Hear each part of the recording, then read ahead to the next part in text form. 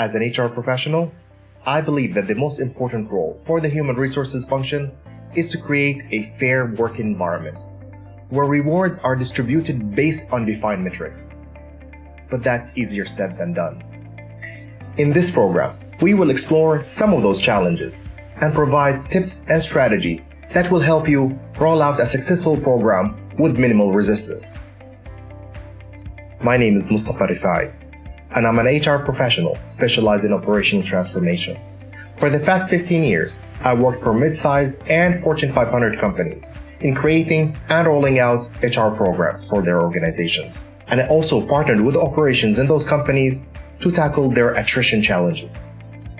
One of the main challenges that face us human resources professionals when rolling out any program is change resistance. But before we judge those who resist, we need to understand the reasons behind this resistance. Every employee at any company has a role to play and a set of goals to accomplish.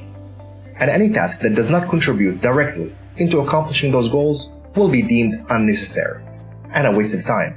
And that's where the resistance comes.